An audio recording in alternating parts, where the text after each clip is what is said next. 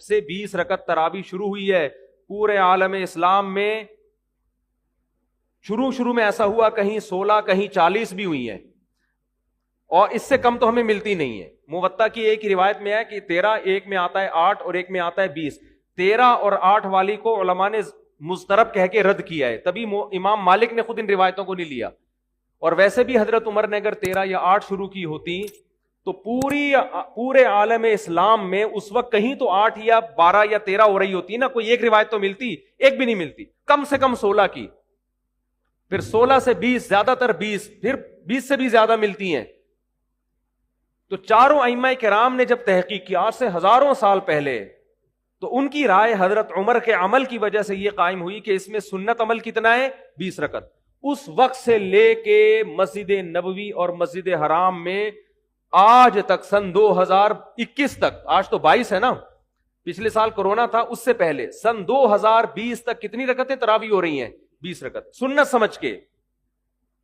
آج اگر حرم میں ہمیشہ کے لیے بھی 10 ہو جاتی ہیں تو میرے بھائی اسلام وہ ہے جو قدیم ہے. قرآن و سنت کی وہ تشریح جو پہلے علماء کر چکے ہیں، پوری امت اس پر.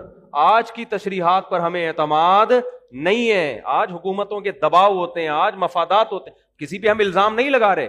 آج بعض دفعہ سوچنے میں غلطی کرتا ہے انسان، قرآن و حدیث کا اپنی طرف سے مفہوم مراد لے رہا ہوتا ہے. ہمارے اہل حدیث بھائی عام طور پر صحیح بخاری کی حدیث پیش کرتے ہیں کہ نبی صلی اللہ علیہ وسلم رمضان غیر رمضان میں 8 رکعت سے زیادہ نہیں پڑھتے تھے. اس کے تو بہت آسان جواب ہے. اس حدیث سے تراویح پر استدلال کرنا تو اتنا غلط ہے، میں حیران ہوتا ہوں. بھائی نبی اگر 8 رکعت پڑھتے تھے تو کیا جماعت سے پڑھتے تھے؟ آپ جماعت سے کیوں پڑھتے ہیں؟ نبی تو آخری وقت میں پڑھتے تھے، آپ عشاء کے بعد کیوں پڑھتے ہیں؟ دوسری بات یہ، بخاری ہی میں دوسری حدیث بھی تو ہے کہ نبی صلی اللہ علیہ وسلم یزید فی رمضان ما لا یزید فی غیرہ، رمضان میں جو رات کی عبادت خاص طور پر اس کی تعداد مقدار وہ رمضان کے علاوہ کی تعداد سے زیادہ. بخاری ہی کی دوسری حدیث اس حدیث کے کیا ہے؟ اگینسٹ ہے. تو اس کو کیوں لیتے ہو، اس کو کیوں نہیں لیتے؟ دونوں حدیثیں صحیح بخاری کی ہیں. اسی وجہ سے علماء نے کہا ہے کہ حضرت عائشہ کی جو حدیث ہے نا کہ نبی رمضان اور غیر رمضان میں 8 سے زیادہ نہیں پڑھتے، یہ مسترب ہے، کیونکہ دوسری حدیث بالکل اس کے اگینسٹ ہے. جب دو حدیثیں بالکل ایک جیسی سند کی ہوں اور ایک دوسرے کی اگینسٹ ہوں تو ان میں کسی سے بھی آپ استدلال نہیں کر سکتے. اس کی مثال ایسے ہے جیسے بخاری میں ہے کہ حضرت سلیمان علیہ السلام نے ایک رات میں اپنی 60 بیویوں سے ہمبستری کی.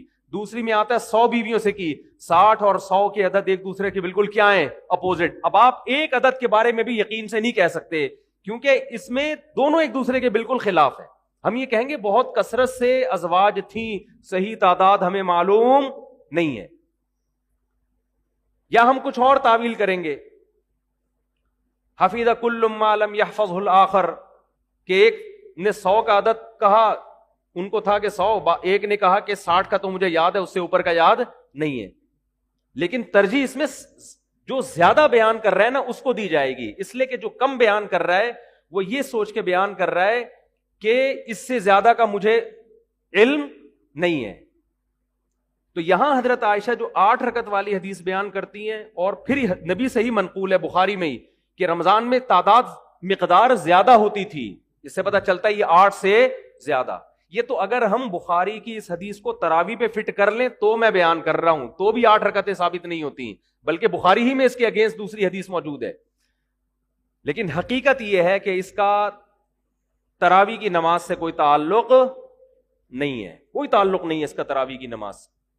تراویح کی نماز کا جس حدیث سے تعلق ہے نا وہ بخاری کی حدیث ہے جس میں حضرت عائشہ فرماتی ہیں نبی صلی اللہ علیہ وسلم مسجد نبی میں نکلے اور آپ نے 3 دن نماز پڑھائی، بہت بڑی تعداد تھی. اس کے بارے میں وہ کتنی رکعتیں تھیں اس کے بارے میں ہمارے پاس کوئی صحیح حدیث واضح موجود نہیں ہے. ایک ضعیف حدیث ہے کہ 20 رکعتیں تھیں. علماء نے کہا کہ ضعیف حدیث اگر کسی صحیح دوسری روایت سے اس کی تائید ہو جائے یا تعامل امت سے اس کی تائید ہو جائے تو پھر اس میں ضعف ختم ہو جاتا ہے. تو ضعیف ہونے کے باوجود حضرت عمر اور اسلاف کا جو عمل تھا جو عالم اسلام میں پھیل چکا تھا، کیونکہ حضرت عمر رضی اللہ تعالی عنہ نے جب تراویح شروع کی ہے نا تو ائمہ کرام یہ کہا کرتے تھے کہ ما رأیت عمر مبتدعا، ہم حضرت عمر کو بدعتی نہیں سمجھتے. حضرت عمر نے ایک کام کیا تو یہ ہو نہیں سکتا کہ نبی سے اس کی اصل نہ ملے، یہ ہو نہیں سکتا کہ نبی سے اس کی اصل. تو چونکہ حضرت عمر سے 20 رکعتیں جو صحیح سند ہے، اگرچہ وہ حدیث مرسل ہے، ہمارے اہل حدیث بھائی اعتراض کرتے ہیں کہ جو حضرت عمر سے 20 رکعتیں بیان کر رہا ہے اس نے حضرت عمر کا زمانہ نہیں پایا، لہذا یہ حدیث منقطع، درمیان میں راوی کیا ہے؟ شارٹ ہے. اس کا علماء نے جواب دیا ہے، مجتہدین نے وہ جواب یہ دیا ہے کہ یہ جو تعداد رکعات ہے نا، یہ جب پورے عالم اسلام میں جب یہ پھیلی ہیں تو یہ چیز ایسی نہیں ہے جو مشہور نہ ہو.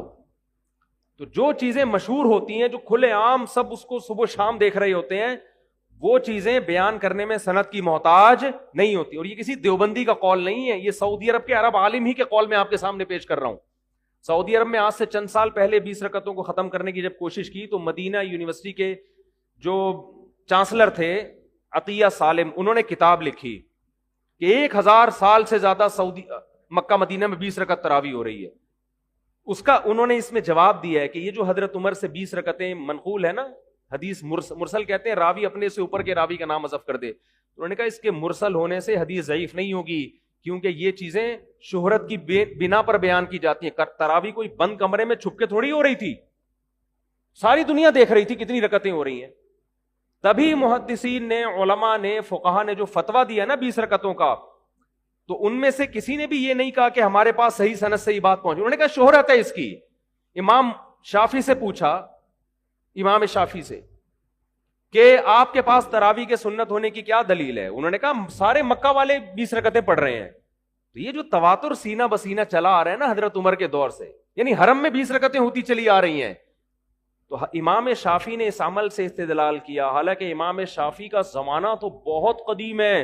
امام بخاری کے استاذ تھے امام احمد کے استاذ ہیں امام شافعی. امام شافعی کے استاذ ہیں امام محمد اور امام مالک، اور امام مالک سے اوپر کا درجہ تابعین کا شروع ہو جاتا ہے. 2 صدی ہجری کی بات کر رہا ہوں میں آپ کے سامنے. اسلام آئے ہوئے دنیا میں 100 سال ہوئے ہیں.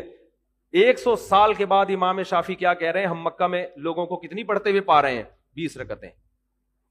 مکہ سے کتنا دور ہے کوفہ اور بصرہ جہاں حضرت علی کی خلافت قائم ہوئی تھی، وہاں عبداللہ بن مسعود کتنی پڑھ رہے تھے؟ 20 رکعتیں. ان کے شاگرد ان سے یہی نقل کرتے چلے آ رہے ہیں. تو اتنی بڑی تعداد جب ایک چیز پر جمع ہو گئی، اور پھر علامہ شامی نے آج سے 150-200 سال پہلے لکھے پوری روئے زمین پر کہیں بھی 20 رکعت سے کم ایک رکعت بھی نہیں ہو رہی. تو کیا علامہ شامی کے دور میں امت گمراہی پہ جمع ہو گئی تھی؟ حالانکہ صحیح حدیث میں ہے کہ میری امت گمراہی پہ کبھی جمع نہیں ہو سکتی. تو ہم آپ سے مطالبہ کرتے ہیں کہ اگر آپ صحیح بخاری کی اس 8 رکعت والی حدیث کو کہتے ہو نا کہ وہ اصل ہے، تو پہلا سوال یہ ہے کہ وہ انفرادی پڑھی گئی ہے.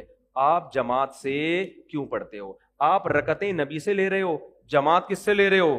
حضرت عمر سے. یہ غلط ہے. نمبر 2، وہ رات کے آخری حصے میں پڑھی گئی ہیں. آپ کب پڑھ رہے ہو؟ عشاء کے فوراً بعد پڑھ رہے ہو. بعض لوگ یہاں یہ بھی کہتے ہیں کہ نفل نماز ہے، اس میں کوئی عدد متعین نہیں ہے، جتنی چاہے پڑھ لو. خوب سمجھ لیں، نفل نماز میں جماعت لوگوں کو اکٹھا کر کے پڑھنا یہ جائز نہیں ہے جب تک آپ کے پاس اس کا ثبوت نبی صلی اللہ علیہ وسلم سے صراحتاً یا دلالتاً نہ ہو. صراحتاً کا مطلب نبی سے سند ہو، دلالن کا مطلب صحابہ نے کیا ہو، صحابہ کا عمل یہ بتا رہا ہو کہ نبی نے کیا ہوگا. بعض چیزیں صراحتاً ہوتی ہیں، بعض کیسے ہوتی ہیں؟ دلالتاً. دلالتاً کا مطلب یہ ہوتا ہے کہ جیسے ہم نے اپنی آنکھوں سے تو نہیں دیکھا، سورج کی روشنی دیکھ کر یقین ہو رہا ہے کہ سورج نکلا ہوا ہے، تو صحابہ کا عمل دیکھ کر یقین ہو گیا کہ یقیناً نبی نے یہ عمل کیا ہے. اس کو کہتے ہیں دلالتاً. تو نبی صلی اللہ علیہ وسلم، ہاں لوگ یہ کہتے ہیں کہ بھائی کوئی عدد متعین نہیں ہے، جتنی چاہے پڑھ لو. اور ہم 8 اس لیے پڑھتے ہیں کہ لوگوں نے 20 کو سنت قرار دے دی ہے، تو جتنی چاہے پڑھ لو. خوب سمجھ لیں، عبادت توقیفی ہوتی ہے، ان میں اپنی رائے کا دخل نہیں. توقیف کا مطلب یہ ہے کہ جن کیفیات کے ساتھ جس طرح منقول ہے اس میں آپ اپنی طرف سے کانٹ چھانٹ نہیں کر سکتے. میں نے ایک دفعہ یہ بیان کیا تھا کہ نفل نماز اس طرح لوگوں کو مسجد میں جمع کرنا جماعت کے ساتھ یہ جائز نہیں ہے. تو جتنی رکعتوں کی کا ثبوت ہوگا اتنی جائز ہوں گی، اس سے زیادہ کی اجازت نہیں ہوگی، نہ اس سے کم کی ہمیں اجازت. کم کی اجازت کا مطلب اس سے کم کو سنت قرار دینا. سنت سمجھ کے کوئی چھوڑ دیتا ہے ایک الگ بات ہے، پورے رمضان ہی نہیں پڑتا، لیکن اس عدد میں تبدیلی نہیں کر سکتا وہ. تو لوگوں نے نا اس پہ کمنٹ میں بڑا مذاق اڑایا کہ لو بھائی نیا فتویٰ آ گیا. تو میں ان لوگوں سے پوچھتا ہوں اگر یہ جائز ہے تو عید کی رات بھی کر لو نا یہ کام. بھائی اگر یہ تہجد ہے اور جماعت کے ساتھ جائز ہے تو آپ عید کی رات کر لیا کرو، پھر اگلے دن بھی کر لیا کرو. یہ کیا بات ہے کہ چاند نظر آیا، جتنی رکعتیں تراویح کی تھیں وہیں چھوڑ کر مارکیٹ سے کیا ہو گئے، شارٹ ہو گئے. کیوں؟ اب اس کو جماعت سے پڑھنا، اس نفل نماز کو اس طریقے سے، یہ عمل کیا بن جائے گا، بدعت. تو اس کے لیے ثبوت چاہیے، جتنی رکعتوں کا ثبوت ہوگا اتنی ہی سنت ہوں گی. اس سے کم کوئی سستی کی وجہ سے نہ پڑھے ایک الگ بات ہے. جیسے ظہر سے پہلے 4 سنتیں سنت ہیں، اس میں 2 کو سنت نہیں کہہ سکتے. ہاں کوئی سستی کی وجہ سے پوری 4 چھوڑ دے یا 2 پڑھ لے، وہ اس کا اپنا مسئلہ ہے. تو تراویح کوئی 10 پڑھ لے، کوئی 8 پڑھ لے، کوئی 4 پڑھ لے، کوئی 16 پڑھ لے، یہ اس کا اپنی ٹینشن ہے. سنت عدد وہ 4 کو یا 8 کو یا 12 کو یا 16 کو نہیں کہہ سکتا. سنت عدد اتنی کو کہے گا جتنی خلفائے راشدین سے منقول ہیں. سمجھتے ہو کہ نہیں سمجھتے؟ اور اگر کسی نے اس میں کمی کی ہے تو ان کی ذاتی رائے ہے. ہم ان ائمہ کی رائے کو اور حضرت عمر کی رائے اور عثمان اور علی کی رائے کو ترجیح دیتے ہیں باقی مجتہدین کی رائے پر. سمجھتے ہو کہ نہیں سمجھتے؟ تو اور ایک اہم ترین بات میں نے یہ بھی بیان میں کہا تھا، یہ جو مسلک پرست لوگ ہوتے ہیں نا، مسلک پرست، یہ کیا کرتے ہیں، یہ خود بہت شخصیت پرست ہوتے ہیں. ان کے خلاف کوئی بھی دلیل جاری ہوگی نا، ایک تو غصے سے ان کے منہ سے جھاگ نکلنا شروع ہو جاتا ہے. کبھی تسلی سے جواب دینا، جو سوال پوچھا جائے بات کو کیا کر دیتے ہیں، گھما دیتے ہیں. ہم اگر مسلک پرست ہوتے تو میں تراویح میں آپ کو دیوبندی بننے کی دعوت دے رہا ہوتا. میں تراویح کے مسئلے میں آپ کو کہہ رہا ہوتا جو اردو بولنے والے علماء ان کو فالو کرو. میں کہہ رہا ہوں خلفائے راشدین کو، امام ابو حنیفہ کو، امام شافعی کو، امام مالک کو، امام احمد بن حنبل کو فالو کرو. 1400 سال سے حرمین میں جو ہوتا آ رہا ہے اس کو فالو کرو. لیکن میرے اس بیان کو کیا کہیں گے، دیوبندیت کا پرچار کر رہا ہے نا. اور آپ پوری امت کو اٹھا کے ایک طرف پھینک دو. آپ کے بابے نے جو دلائل دے دیے اس پہ کو پتھر، یعنی جیسے پتھر پہ لکیر تبدیل نہیں ہوتی نا، ایسے آپ اس کے بارے میں لچک نہ دکھاؤ. آپ کے بابوں نے دلیل دے دی کہ موطا امام مالک میں 8 رکعت کی حدیث بالکل صحیح ہے، کوئی ضعیف ثابت نہیں کر سکتا. ہم جب اس کو ثابت کرنے کے لیے حوالے دینے کے لیے آپ کے گھر پہ آ رہے ہیں، آپ وہ حوالے سننے کے لیے تیار نہیں ہیں. اور ہم نے وہ حوالے ویڈیو آڈیو بیان میں ریکارڈ کروا بھی دیے ہیں. میرا تراویح کے مسئلے پر آڈیو بیان ہے، اس میں پورے حوالوں کے ساتھ میں نے حدیثیں پڑھ پڑھ کے پیش کی ہیں. 8 رکعت تراویح جو موطا امام مالک کی حدیث ہے اس کو کن کن محدثین نے ضعیف قرار دیا اور کن کن نے کہا کہ اس سے استدلال درست نہیں ہے، یہ سارے حوالے میں نے پیش کر دیے ہیں. پھر بھی بعض لوگ یہ دعویٰ کرتے ہیں کہ اس کو کوئی بھی ضعیف نہیں کہتا. پھینکنے پر گورنمنٹ کی طرف سے کوئی پابندی نہیں ہے. اور میں نے یہ بھی کہا تھا اگر وہ صحیح ہوتی تو امام مالک اپنی موطا پر خود تو فتویٰ دیتے نا، وہ خود تو 20 رکعتوں سے بھی زیادہ کے قائل ہیں. کوئی جواب نہیں ہے ان لوگوں کے پاس کسی چیز کا. تو مسلک پرستی کی بہا. اب میں ایک اہم دلیل آپ کو دے رہا ہوں. اس نماز یہ صلاۃ اللیل ہے، اس میں 2 رائے نہیں ہو سکتی. لیکن یہاں بھی بعض لوگوں نے کنفیوژن پیدا کی ہے. بعض لوگوں نے کہا چونکہ یہ صلاۃ اللیل ہے لہذا یہ تہجد ہے. لہذا یہ کیا ہے؟ ایک صاحب نے یہ بھی دلیل دی ہے، مشہور بزرگ ہیں، انہوں نے دلیل یہ دی ہے کہ یہ نام بھی بدعت ہے، لوگوں نے خود بعد میں رکھا ہے اس کا نام تراویح.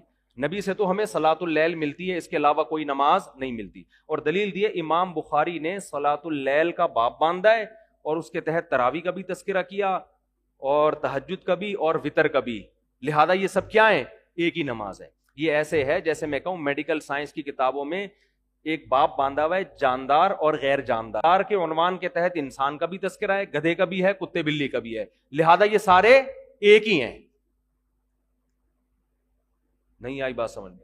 ارے بھائی یہ جاندار ہونے میں ایک ہیں، اس کے علاوہ یہ ایک نہیں ہے. تو امام بخاری صلاۃ اللیل کا باب باندھ کے جو نمازوں کا تذکرہ کر رہے ہیں، اس کا مطلب یہ نہیں کہ ساری نمازیں ایک ہیں. تبھی تو ان کو الگ الگ نام دیا گیا ہے. وتر کو الگ نام دیا ہے، تہجد کو الگ نام دیا ہے، تراویح کو الگ نام اگرچہ بعد میں دیا گیا ہے، مگر دیا اس لیے گیا ہے کہ اس کی کیفیات اور اس کے پڑھنے کا طریقہ عام تہجد سے جدا ہے. عام تہجد سے جدا ہے. اس لیے اسلاف نے ہی اس کو تراویح کا نام دیا, یہ علماء دیوبند نے نام نہیں دیا, یہ حدیث کی کتابوں میں نام موجود ہے.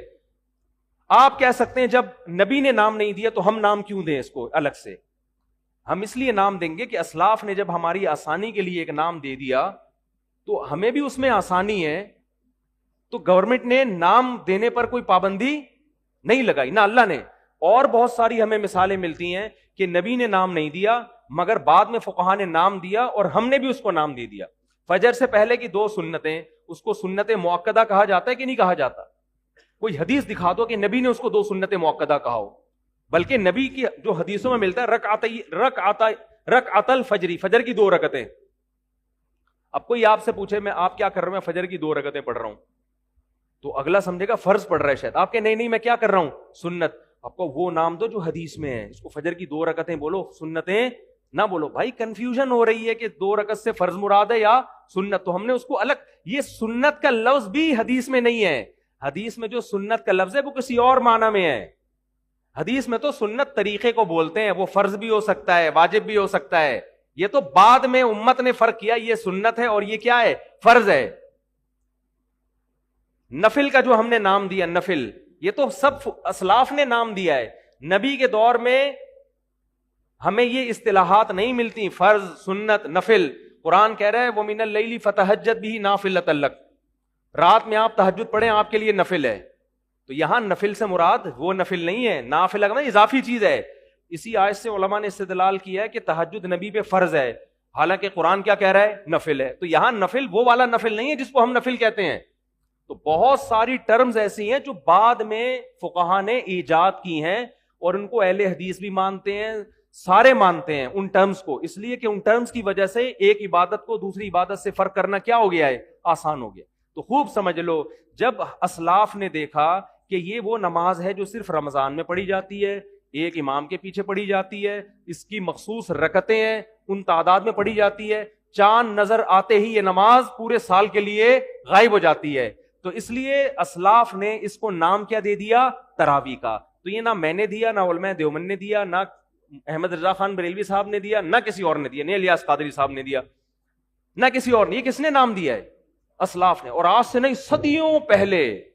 تبھی بیہقی کی روایت میں نے اپنی اس آڈیو بیان میں نا پورے حوالے پیش کیے ہیں, اس میں نے وہ روایت بھی پڑھی ہے کہ اسلاف نے اس کو نام دیا تھا تراویح کا. اب آخری بات کر کے بس میں موضوع کی طرف آتا ہوں. تراویح کا نام دیا اس کو. اگر یہ 8 رکعتیں یا 12 ہوتی نا تو اسلاف اس کو تراویح کی نماز کہتے ہی نہیں. کیوں؟ بیہقی کی روایت ہے. آپ کہہ سکتے ہیں نا حوالے پیش کرو, تو میرا آڈیو بیان پورا سن لیں, وہ شیئر کریں زیادہ سے زیادہ, کیونکہ میں نے وہ 6-7 سال پہلے بیان کیا تھا تو اس لیے آڈیو تھا, اس کو ویڈیو کی ہمارے پاس سہولت بھی نہیں تھی اور لوگ مانوس بھی نہیں تھے ویڈیو سے. تو پورے حوالے ہیں اس میں. تو اس میں اسلاف نے اس نماز کو کیا نام دیا, تراویح. کیوں؟ اس کی وجہ بھی لکھی ہوئی ہے, اس لیے کہ وہ ہر 4 رکعت کے بعد تھوڑی دیر آرام کرتے تھے, تھوڑی دیر وقفہ لیتے تھے, پھر 4 پڑھتے تھے. اب قطع نظر اس سے کہ وہ وقفہ سنت ہے یا نہیں, یہ ایک الگ بحث ہے, ہمیں اس پر اصرار نہیں ہے کہ آپ اس کو سنت کہیں, لیکن اس نام سے پتہ چلتا ہے کہ 4 رکعتوں کو ایک ترویحہ کہا گیا تھا. عربی میں 2 کے لیے الگ صیغہ ہوتا ہے اور جمع کے لیے بولو الگ صیغہ. تو 4 رکعتوں کو جب ترویحتن کہا گیا تو 8 رکعتوں کو ترویحتین کہا جائے گا, تراویح بولو نہیں کہا جائے گا. اس سے پتا چلتا ہے کہ اسلاف کے دور میں کوئی ایک مسجد بھی ایسی نہیں تھی جہاں 8 یا 10 رکعتیں, کیونکہ 10 رکعتوں کو بھی تراویح نہیں کہہ سکتے. کوئی ایک مسجد بھی روئے زمین پہ ایسی نہیں تھی, ورنہ وہ اس کو یہ نام نہ دیتے. تو تراویح یہ جمع اقصا ہے. جمع اقصا کا مطلب اس میں 4 رکعتیں متعدد بار آئی ہیں, تبھی اس کو تراویح کہہ رہے ہیں. دیکھو مسجد ایک مسجد, مسجدین 2 مسجد, مساجد بہت ساری مسجدیں. اب سمجھیں مساجد. تو اسی طرح ترویحہ 4 رکعتیں, ترویحتین 4 2 دفعہ 8 ہو گئیں. تراویح کا مطلب 4 کا عدد متعدد بار آ رہا ہے. تو یہ لفظ جو اسلاف نے دیا, میں نے اور آپ نے نہیں دیا, یہ نام بتا رہے کہ اس دور میں 8 رکعتوں یا 10 رکعتوں کا کوئی تصور نہیں تھا, ورنہ یہ نام اس پہ فٹ ہی نہیں آتا.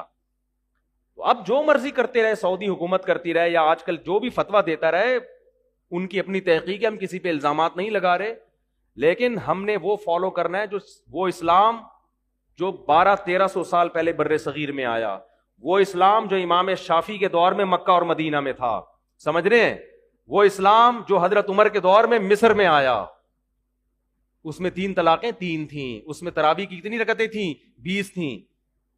تو آج جو تحقیقات کے نام پہ ہو رہا ہے تو بھائی، اور اسی وقت پوری امت، امام بخاری نے روایت پیش کی ہے، ایک خاتون کا حوالہ دیا ہے تابعیہ سے کہ جو مردوں کی طرح نماز پڑھتی تھیں، اس کا مطلب ان کے علاوہ جتنی بھی تھیں وہ نماز کیسے پڑھتی تھیں؟ عورتوں کی طرح۔ وہی نماز مصر میں بھی گئی ہے، وہی ہندوستان میں بھی گئی ہے، وہی عرب میں بھی گئی ہے۔ اسی وجہ سے عرب نے فالو کیا امام احمد بن حنبل کو، امام احمد ان کے شاگردوں کا فتویٰ، عورت سمٹ کے نماز پڑھے۔ امام شافعی کو فالو کیا ملیشیا انڈونیشیا نے، ملیشیا انڈونیشیا والے ان کا جتنے قدیم علماء ہیں، آج کا ملیشیا نہیں، آج کا انڈونیشیا نہیں، صدیوں سے جو ملیشیا میں اسلام آ رہا ہے، اور فقہ شافعی کی کتابوں میں جو لکھا ہوا ہے، عورت مردوں کی طرح نہیں بلکہ سمٹ کے نماز پڑھے گی۔ عرب میں بھی سمٹ کے نماز پڑھا کرتی تھی، آج سے 100 سال پہلے کا سعودیہ اٹھا کے دیکھ لو۔ مصر میں بھی جہاں شافعی فقہ زیادہ رائج ہوا، سمٹ کے نماز پڑھتی تھی۔ مالکی مذہب جو افریقہ کی طرف گیا ہے، امام مالک کا بھی فتویٰ ہے عورت کیسے نماز پڑھے گی؟ سمٹ کے۔ اور فقہ حنفی جہاں اسلام دوسری صدی ہجری میں بر صغیر میں آیا، وہاں بھی ساری آپ 100-150 سال پہلے، یہاں تک کہ اہل حدیث بھی دیکھ لو گے نا 150 سال پہلے، ان کے فتووں میں بھی لکھا ہوا ہے کہ عورت سمٹ کے نماز پڑھے گی۔ اب اگر پوری دنیا میں وہ نماز چینج ہو گئی ہے بھائی، اب اگر تو بے شک آپ اس پہ قرآن و حدیث کا کتنا اچھا لیول لگا لو، ہم اس چینج شدہ نماز کو قبول کرنے کے لیے تیار نہیں ہے، کیونکہ اب بہت کچھ چینج ہو رہا ہے۔ دجال آنے سے پہلے پتہ نہیں کیا کیا چینج ہو جائے گا، اب تو فتوے آئیں گے، اب تو، اور کچھ دنوں میں آپ دیکھنا میری پیش گوئی ہے، چند سالوں میں شاید میرے مرنے کے بعد تراویح کی نماز ہی غائب کر دی جائے گی۔ وجہ اس کی ہے کہ غامدی صاحب بڑی مضبوط دلیل دیتے ہیں اپنے حساب سے کہ نبی نے 3 دن پڑھ کے جو نماز چھوڑ دی ہے، آپ اس کو پڑھ کیوں رہے ہو؟ آئی بات سمجھ میں؟ جو نماز نبی نے 3 دن پڑھ کے چھوڑ دی، آپ اس کو پڑھ کیوں رہے ہو؟ تو ہم کیوں پڑھ رہے ہیں بھائی؟ حضرت عمر نے پڑھائی ہے وہ، تو حضرت عمر بدعتی بولو نہیں ہو سکتے۔ تو دین میں قرآن و سنت کے ساتھ صحابہ اور اسلاف کو مرج کرنا پڑے گا۔ اگر آپ نے صرف قرآن کی بات کی تو بھی گمراہ، صرف قرآن اور حدیث کی بات کی تو بھی گمراہ۔ قرآن، حدیث اور اسلاف اس کے ساتھ ملانے پڑیں گے، اور اسلاف کا مطلب سلفی نام رکھ لینا کافی نہیں ہے، اسلاف کے فتووں کو فالو کرنا پڑے گا۔ آج جتنے سلفی میں نے دیکھے 3 طلاق کو ایک کہتے ہیں، قرآن میرے ہاتھ میں، اللہ کی قسم اٹھا کے کہتا ہوں، اسلاف سے ایک ضعیف سند سے دکھا دو واضح ہو کہ رخصتی کے بعد 3 طلاقوں کو کسی نے واضح لفظوں میں ایک قرار دیا ہے، اسلاف سے ایک روایت دکھا دو، میں مان لوں گا۔ نام ہمارا سلفی نہیں ہے، لیکن ہم 3 طلاق کو جب 3 کہتے ہیں تو سارے اسلاف ہمارے ساتھ ہیں۔ جب ہم 20 رکعتوں کو 20 کہتے ہیں، آپ کو 99% اسلاف ہمارے ساتھ میں نظر آئیں گے۔ ناموں میں کچھ نہیں رکھا، نہ دیوبندی نام نہ بریلوی نام۔ آپ نے یہ نہیں دیکھنا کہ دیوبندی کیا کہہ رہا ہے، بریلوی کیا کہہ رہا ہے، آپ نے دیکھنا ہے کہ قرآن و سنت کی وہ تشریح جو صحابہ اور تابعین نے کی ہے وہ کون پیش کر رہا ہے، اور قرآن و سنت کی وہ تشریح جو 15ویں صدی کے مولوی کہہ رہے ہیں وہ کون پیش کر رہا ہے۔ وہ تشریح جو صدیوں سے چلی آ رہی ہے میں اس کو مانوں گا، وہ تشریح جو آج مارکیٹ میں آ رہی ہے کتنا ہی اچھا اور خوبصورت لیبل لگا لو، ہم اس کو ایکسپٹ کرنے کے لیے تیار نہیں ہیں۔ سمجھتے ہو کہ نہیں سمجھتے؟ تو سمجھ جاؤ، ورنہ ایسے بے لگام ہو گئے نا، ایسے بے لگام کہ فرقے بنتے چلے جائیں گے، اس سے فرقہ واریت ختم نہیں ہوگی۔ آج ایک نیا فتویٰ آئے گا، کل اس سے بڑھ کر ایک نیا فتویٰ آئے گا، پرسوں پھر اور مارکیٹ میں، کیونکہ ایسا پھر بے لگام، اپنے آپ کو پابند۔ تبھی نبی صلی اللہ علیہ وسلم نے فرمایا 73 میں جو جنتی ہوگا ما انا علیہ و اصحابی، جو میرے اور کس کے طریقے کو فالو کرے گا؟ صحابہ۔ اور صحابہ کو سمجھا تابعین نے، تابعین کو سمجھا ائمہ نے۔ بعض دفعہ کہتے ہیں لوگ کہ یہ صحابہ کا نہیں ہے، سارے اسلاف کہہ رہے ہیں صحابہ کا یہی ہے، تابعین کا یہی ہے، تبع تابعین کا یہی ہے، آپ اپنی طرف سے ایک چیز مارکیٹ میں لے کر آ رہے ہو کہ تو یہ امت بانج نہیں ہے کہ آج اسلام آ رہا ہے، امت صدیوں سے، ہاں اس میں بدعتیں آتی رہیں اور مارکیٹ سے شارٹ ہوتی رہیں۔ بدعت ایک ایسی چیز ہے جو کبھی امت میں پنپ نہیں پائی ہے، ایسی کوئی بدعت نہیں ہے جو